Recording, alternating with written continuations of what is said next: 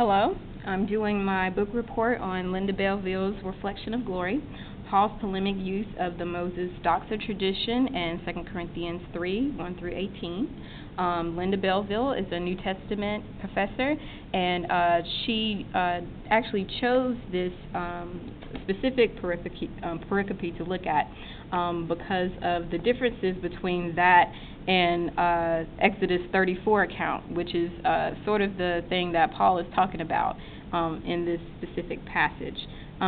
So she has three goals in this book, and basically those three goals are first, investigating the Moses-Doxa tradition, so that's Moses' glory tradition, and she does this systematically through form criticism. So she looks at biblical and extra-biblical materials, probably dating from a couple centuries before and after 1st century A.D., and she looks at those to see where Paul might have gotten his ideas for the statements he makes that are in contrast with the Exodus 34 account.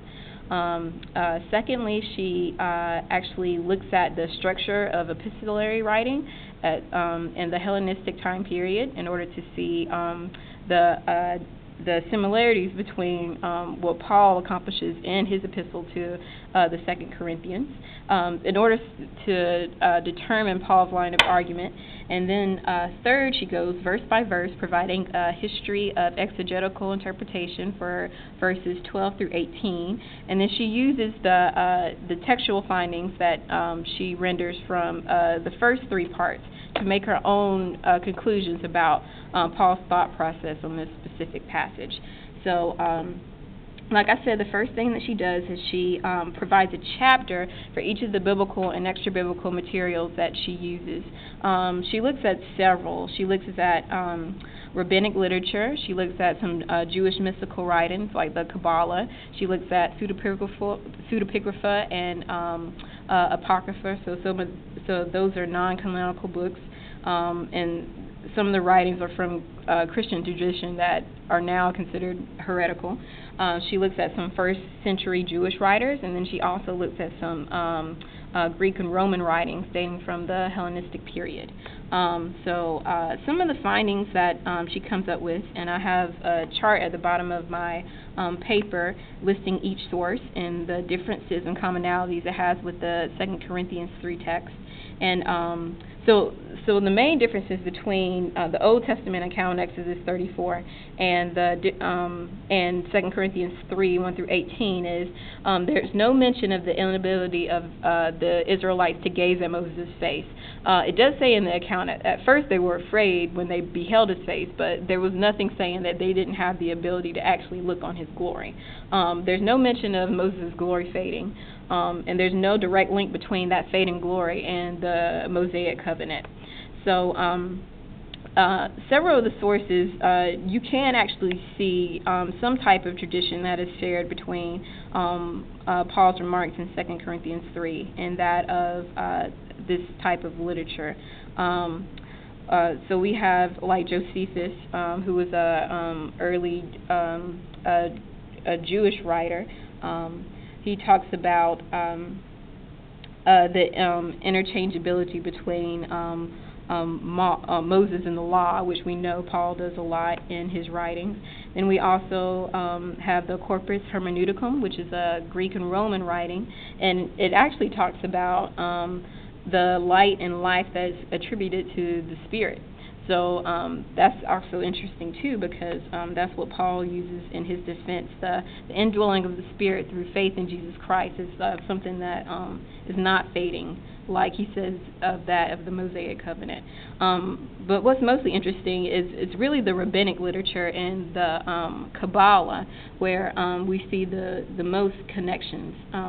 We see that there's an inability of the Israelites to gaze intently at the face of Moses because of his splendor there. And then we also actually hear about the glory of Moses' face being deteriorating. So it doesn't say anything about the covenant deteriorating, but it does say that of the glory of Moses' face, which is different from a lot of the writings that we have here, because actually a lot of them reinforce the eternality of the law. So basically, there's still some things that Paul says that are distinctly Pauline.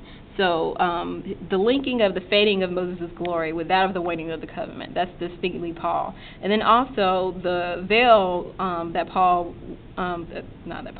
Moses wore, that he put it in place to prevent the Israelites from gazing at it as if it was fading, and as if Moses was acting with a lack of openness. That was distinctly Paul. So Belleville takes these things and she continues to trace why Paul would have said those things about Moses, especially when a lot of the literature traditions and some of the Jewish literature actually uphold Moses to be this very great figure, almost as if next to God almost. So in part 2, she traces the cohesion and integrity of 2 Corinthians 1 through 7, which she says is the body of the letter, and she says that she thinks that the letter isn't broken up because of several structures that are apparent. One of them being the travel log, especially 2 through 14 and 7 through 14. She says that it also has this main theme of apostolic apology, and so she says that that's a whole group. And then also she mentions that hapax legomenon, which is literally some of the things that Paul says only being said once in that certain pericope. So she says that some of those things vouch for the integrity of the letter. So if she can prove that the letter is not broken up, that it's actually one letter, she can more so say that the parts that are leading up to 2 Corinthians 3 and then after are purposely put there. And that would attest more to Paul having a specific sort of line of argumentation throughout the body of the letter. There's one thing she can't really, she finds no satisfactory conclusion regarding 6 through 14 through 7 through 6:14 through 7:1, but she kind of takes an evangelical sort of stance on it. Though she leaves doubt, she can't conclusively say that the integrity is all the way through 1 through 7, but she does still vouch for it. She still believes in it. And so her next order of business is actually she looks at the different letter structures of that time, and she finds that Paul's writing in the 2 Corinthians letter is very close to that of the letter of commendation of the Hellenistic period. So she says that Paul's pairing of expressions of commendation and statements of denial of worldly conduct points are evidence of Paul wedding Hellenistic form, rhetorical style, and an apostolic point of view to create an official letter of apologetic self-commendation. And so, and one particularly interesting find that she had was she discovered a connection between Paul's offensive polemic, so him sort of defending, and then also saying things about these super apostles that are trying to usurp Paul's loyalty, usurp the loyalty of the Corinthian church from Paul and the other apostles. Was the connection between the letters of recommendation and then the stone tablets that were inscribed with the law given to Moses. So she suggests that Paul is contrasting these written documents that are able to impart an initial glory and credibility to the bearer, but because of their material nature have no lasting effect. The permanent and lasting credibility that comes with the inward change of the heart and the eternal work of the Spirit are what's important, and that's what Paul is arguing for. And so she takes those important findings, and then in part 3, like I said, she goes verse by verse, 12 through 18, and she provides a history of interpretation for each of those passages, and then she uses what she finds in those first two parts, and she adds it into the assertions that she makes. So lastly, she renders a paraphrase interpretation of Paul's line of thought, and she contrasts Paul and his fellow ministers of the gospel with that of Moses, who hasn't received the fullness of the surpassing glory, which is the impartation of the Spirit. And he's saying that that the Jews are, they still are veiled in their hearts because they're looking at this old tradition, the Mosaic covenant, and as if that has a glory that's lasting when actually it's fading. And so what's really going to be enduring is the work of the Spirit through the revelation of the gospel and belief in Jesus Christ. So, and that's what Paul and his apostles are doing. That's how they're living. So that's majority of the book. Its strengths are that the research that she did was very easy to trace, and it made sense. Her looking at the different traditions where Paul gets his ideas, and then even her linking the letter of commendation at that time to what Paul was doing in his epistle of 2 Corinthians. I thought it was very methodical, very easy to trace her findings and thoughts. One thing I do want to say about the book, and this is not a critique, so to speak, it's something I just would have liked to see. I would have liked to see her ask more questions about the conclusions and the findings that she came to. One of the things that popped in my head I thought was interesting was that maybe there was another link between Paul connecting his opponents with what is said about Moses. So we know there were Gentile Christian leaders that were trying to be the super apostles with these letters of recommendation.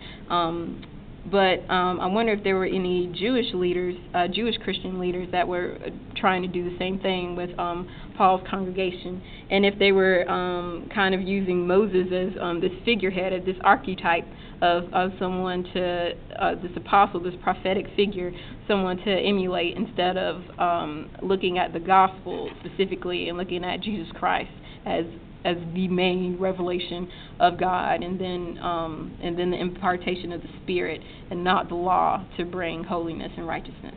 So those are my thoughts. Like I said here, I have a summary, all the sources listed with the differences and commonalities with 2 Corinthians 3. Then I also have a little framing of the letter of commendation at that time. Of the Hellenistic period, so you can see the differences between and the similarities between that and Paul in 2 Corinthians, in his 2 Corinthians letter. And then also I have a little summary statement at the end. In summary, the development of his polemic of apostolic credibility in chapters 1 through 7, Paul utilizes a wide variety of literary and traditional forms and structures. We see Jewish Hellenistic exegetical traditions as filtered through the lens of salvation history, being applied to the problems at hand, so that could be Pesher there, the problems at hand by means of midrashic methods of text interpretation. He also integrates this Jewish form into a broader structure of a common Hellenistic letter type of his day, the Hellenistic letter of commendation. And that's my book review.